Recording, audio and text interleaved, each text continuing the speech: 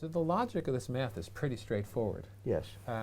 Why are we still struggling to find an answer to this? Is it because the government has enacted? Is it because of human behavior? Because people Well, want it's to a consume? transition we have to deal with. I mean, and people will do it. In fact, now it actually is happening. You know, part of the, if you want some good news on the statistics, you've all seen the statistics of the number of working people versus the number of people 65 or over. It's just getting worse and worse. But even the measure that we use, when we talk about how many working people versus how many not, we use 65.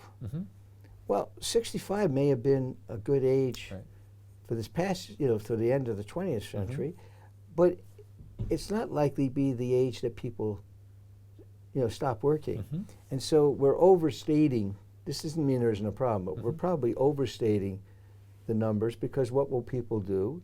They will respond by finding that they're either going to work longer.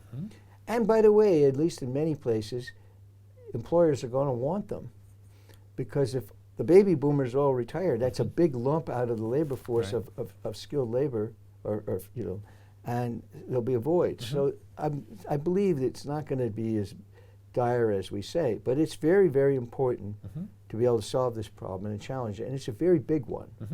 So we have the tools. This is an engineering problem, it's not a science problem. Science problems are when you don't know whether you can do something, you're trying to find a way. So cold fusion, we don't know if it works. That's a science problem. We know that we can solve the retirement problem, and we have wonderful technologies that we've developed, market-proven technologies that we can use to fix it. But, I don't know, so many things are attributed to Edison and Einstein. I don't know whether it was really true, Edison, but purportedly when Edison was asked, what's the secret or what does it take to get a successfully implemented invention? And he said something to the effect, 10% inspiration, the good idea, knowing how to do it, and 90% perspiration, implementing it. And I think this is an example where we know what to do, but the implementation to it is massive and complex. And some of it is behavioral, some of it is a bunch of other things, but it's just a huge, huge challenge to implement and change these very important. So it's exciting in a way that you can do something. And I've been working on this particular problem in terms of implementation for over a decade. As I know you work on many of the same things, so we can share that.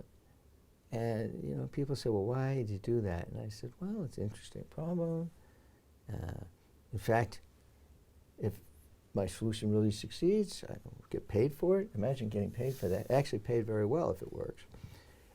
But most importantly, when someone says, what did you do with the last 10 years or 15? I say, hey, if it works, make your life better for millions of people for some decades to come. Now, how could you pass that up? Absolutely.